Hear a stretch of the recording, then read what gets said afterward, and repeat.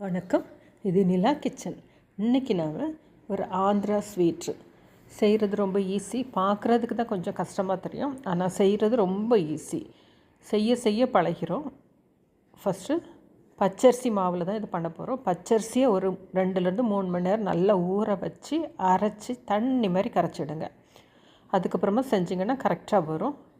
இது நான் சின்ன வயசில் சாப்பிட்டது. ஒரு ஆந்திரா ஃப்ரெண்டு கொடுத்தாங்க. இப்போ என்னோடய இன்லா வாங்கி கொடுத்த பிறகு உங்களுக்கு நான் இதை செஞ்சு காமிக்கிறேன். பார்க்குறதுக்கு வித்தியாசமாக இருக்கும், ஆனால் டேஸ்ட்டும் வித்தியாசமாக சூப்பராக இருக்கும். ஸ்டார்ட் பண்ணுவோமா? பச்சரிசி நல்லா ஒரு 2 மணி நேரம் நல்லா ஊற வச்சுருங்க. நல்லா சாஃப்டாக ஊறணும். இதை ஊறின பச்சரிசியை மிக்ஸி ஜாருக்கு மாற்றிடலாம்.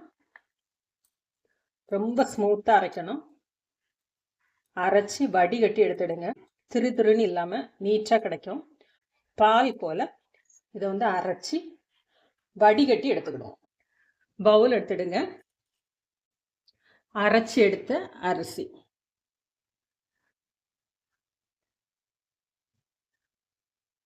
பாருங்க, எந்த ஒரு சின்ன தருதரிப்பும் கிடையாது. எல்லாமே ஸ்மூத்தாக அரைப்பட்டுச்சு. மாவு நல்ல தண்ணியாக இருக்கணும். அதனால் எனக்கு தண்ணி சேர்த்துக்கிடலாம். சுட சுட திக்கான மறுபடியும் கொஞ்சம் தண்ணி சேர்த்துக்கிடலாம். பாருங்கள், இது போல் தண்ணியாக இருக்கணும். இப்போ இதுக்கு துளி அளவுக்கு உப்பு சேர்த்துக்கலாம். எந்த ஒரு ஸ்வீட் பண்ணாலும் லைட்டாக ஒரு உப்பு சேர்ப்போம். அந்த அளவுக்கு தான் இது உப்பு. இப்போ இதை சுட்டு எடுத்துடலாம். இதுக்கு ஃபில்லிங்காக ஒரு நட்ஸ் மிக்சர் ரெடி பண்ணணும். ரொம்ப ஈஸி. பாதாம், பிஸ்தா, முந்திரி எல்லாமே உங்களோட தேவைக்கு எவ்வளோ நாளாக நீங்கள் உள்ளால் வச்சு ஃபில் பண்ணிக்கலாம். இப்போ இதாவளும் கோர்ஸாட்டு பல்ஸ் மோடில் கிரைண்ட் பண்ணி எடுத்துக்கிடலாம். அதுபோல் சுகரையும் கிரைண்ட் பண்ணி எடுத்துக்கிடுவோம். நட்ஸில் பண்ணுறதுனால ரொம்ப ஹெல்த்தியான ஸ்வீட். ஆயில் ஃப்ரை எதுவுமே கிடையாது. அடியில் போய் செட்டில் ஆகும். ஒரு நேரமும் நம்ம சுடுறதுக்கு முன்னாடி கலந்து விட்டுடுங்க. மாவு பாருங்கள், ஒட்டவே இல்லை பாருங்கள் அந்த கரண்டியில்.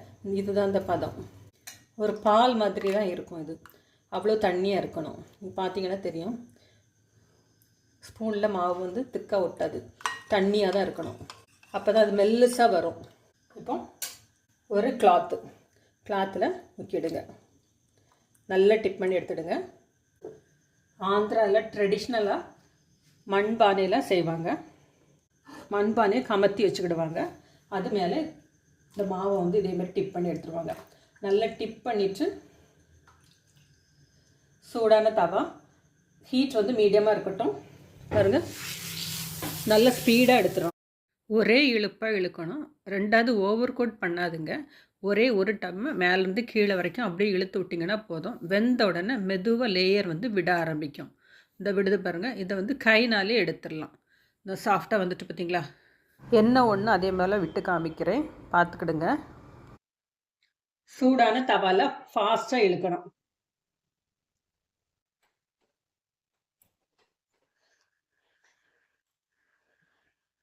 ரிலீஸ் ஆகுறது தெரியுதா? மேலே எழும்பி வருது பாருங்க. இவ்வளோந்தான். ரொம்ப குயிக்காக பண்ணிடலாம். ஆட்டோமேட்டிக்காக அதுவே எழும்பி வந்துடும்.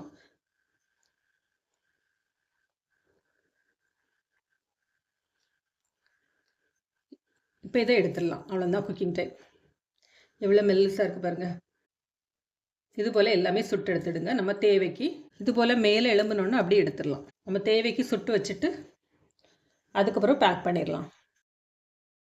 ஸ்வீட்டோட பேஸ் இதுதான். இதுவும் ரெடி ஆயிடுச்சு.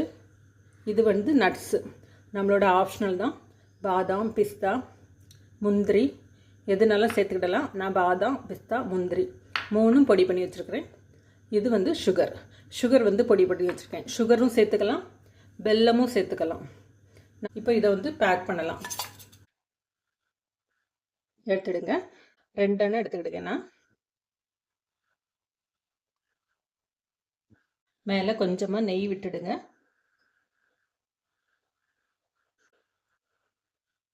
நட்ஸ் பவுடர், இதோட ஸ்வீட்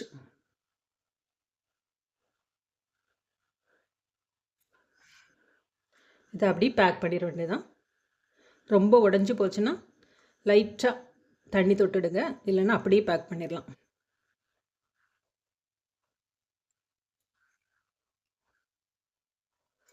இப்படி தான் இருக்கும்.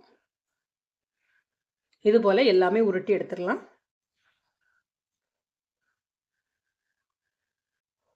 நட்ஸ் வச்சிடுங்க.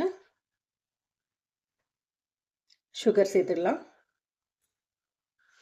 கொஞ்சமாக நெய்.